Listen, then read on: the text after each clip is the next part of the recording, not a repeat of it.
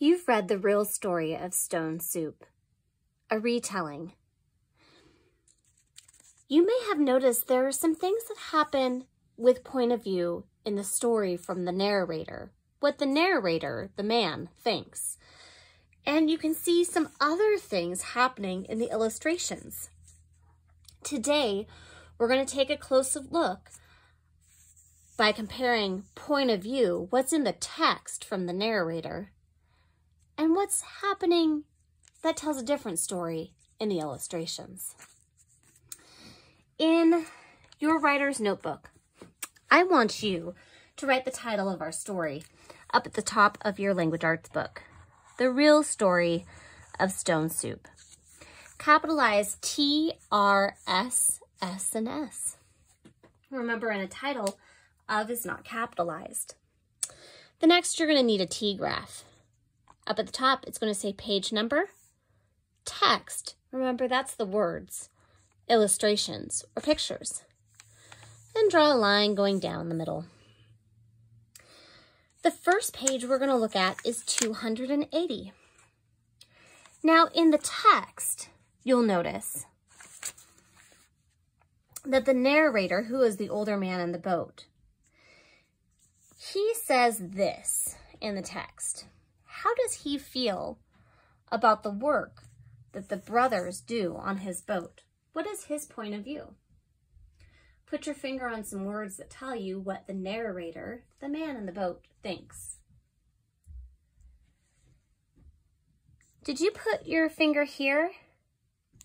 I did most of the work and kept the hardest job for myself. Wow, the narrator believes that he's doing all the work. And also over here on this second page, first page, he said that he hired the Chang brothers. They're nice boys, but lazy. Well, look here. This is what his point of view is. The Chang brothers were lazy, and the narrator did all the work. Go ahead and add that to your notes.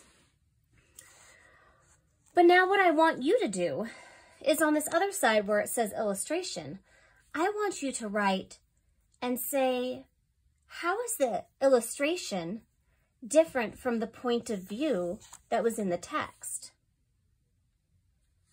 Let's take a look at that illustration. Pause the video here and add what you think that how the illustration was different.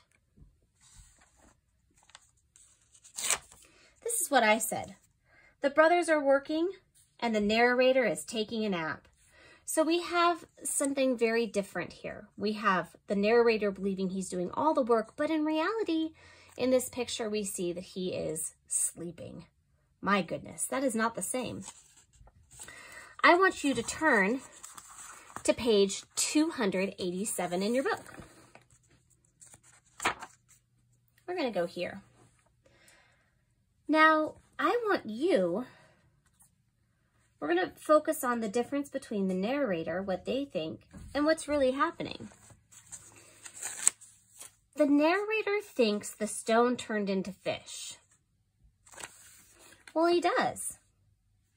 Over here, they whispered, you, to the fish and blew on it.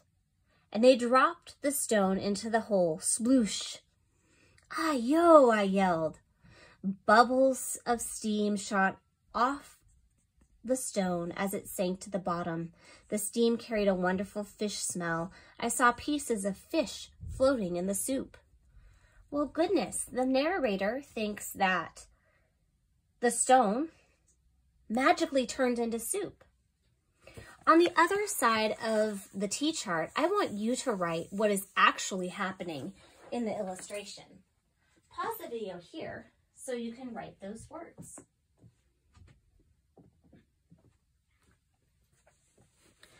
This is what I wrote.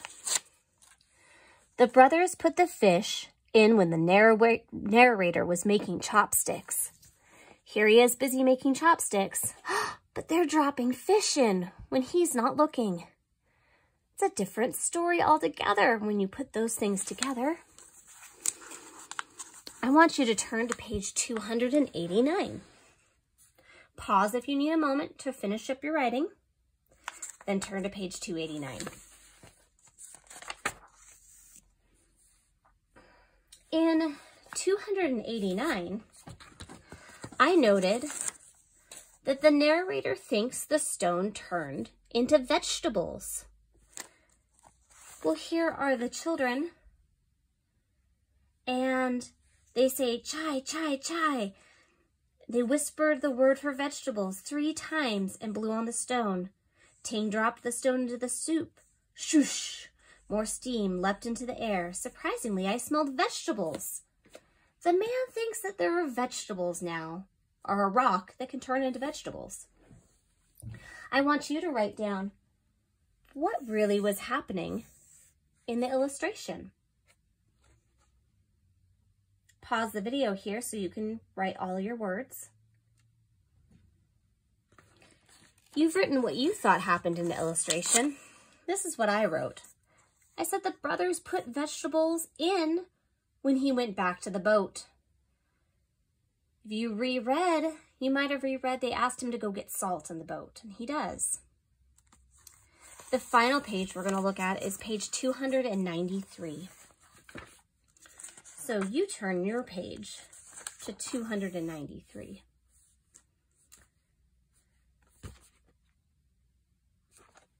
The words I looked at were, the rest of the afternoon they were happy and even worked a little harder. Not harder than me, of course. The narrator's point of view is he said he worked the hardest.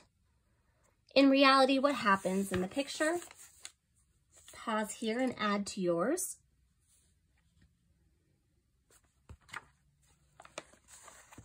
In the picture, we said the man is sleeping on the boat. Wow. So we have 2 very different points of view. We have the point of view of the narrator with all of the information that is happening in our text, but then we have a different point of view, a different story that's being told in the background with the illustrations.